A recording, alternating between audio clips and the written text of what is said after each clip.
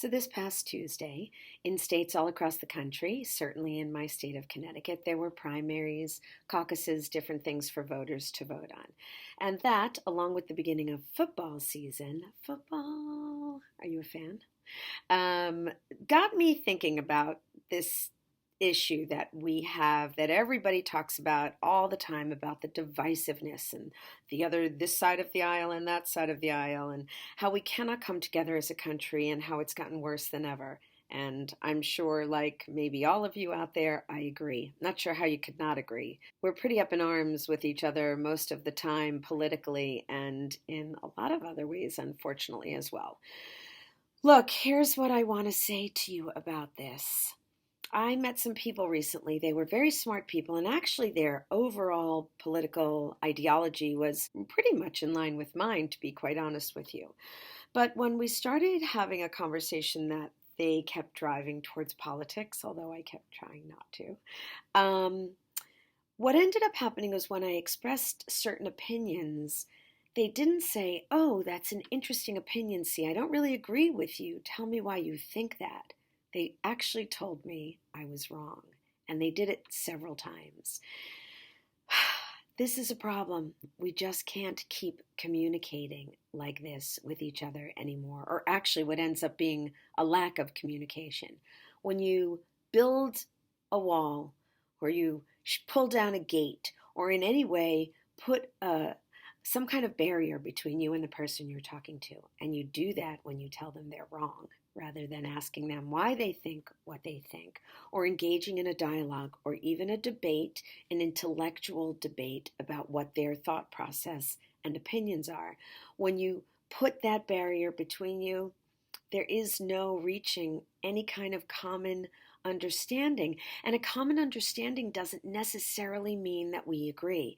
It means that we understand each other's points of view, that we understand where we are coming from in our differing opinions, and we figure out a way, if we have to work together, like you probably do at work all the time, depending on your job, we figure out a way to come together and move forward together. Look, I brought up the football comparison for a reason. Do you know the word scrimmage? I printed it out. Look, scrimmage. In terms of American football, both of those definitions, if you can see, use the word simulated. In a scrimmage, one team with two sides go against each other, but they're not really fighting each other, because really what the team wants is to do well. Obviously, if you play a scrimmage, one team will win and one team will lose. But the team wins because together they've uncovered weaknesses. They've seen ways in which their actual opponents can get through to them, where their weaker spots are, and what they need to do as a team to build together, to get stronger, so that they can face their actual opponents better, more effectively. We're one team. We are one team. We live in the same country, and we have got to stop thinking of it as a victory or a success when one side vanquishes the other, because there is no one side and the other. It's just a scrimmage. It's not the Super Bowl. This isn't the Giants and the Cowboys with a long-standing feud between them. And my goodness, if it is, then we really need to start there and figure out why we are looking at each other that way and thinking about each other that way. When we talk about this side of the aisle or that side of the aisle, maybe they should all be sitting together, quite frankly. Don't you think? Maybe we should integrate them a little bit, and they shouldn't be on one side of the aisle or the other side of the aisle. But when we talk about one side of the aisle or the other, we're talking about one side of the team and the other side of the team in a scrimmage. We've got to stop celebrating when a Democrat does something, and then if you're a Republican going, "Woo, they suck, we won." And we've got to stop when a Republican does something, if you're a Democrat, saying, "Woo, they made another mistake, they're the worst, we're better, we won." We can't do this anymore. Our country has become like one side of defiant teens facing the other side of strict and rigorous parents.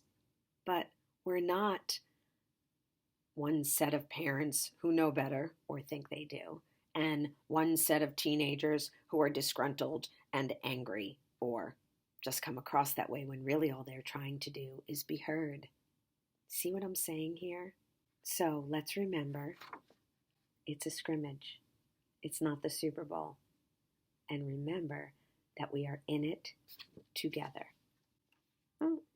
I hope that maybe helps us a little bit, somebody, somewhere, all of us, everywhere, to mend our political anger and divisiveness and fury, because that's not a win for anybody. So that was today's vlog. Another one again on Monday. I really would hope that you would share some of your comments about that. You must have thoughts about that. Most of us do. And I'd like to hear them. If there's something you'd like me to vlog about, I'd like to hear that as well. So subscribe, like, and follow C. Peterson and Clouds and a Waffle Productions on Instagram and Facebook. And I look forward to the next vlog post and to your likes and comments and to hearing from you. Be nice. Bye.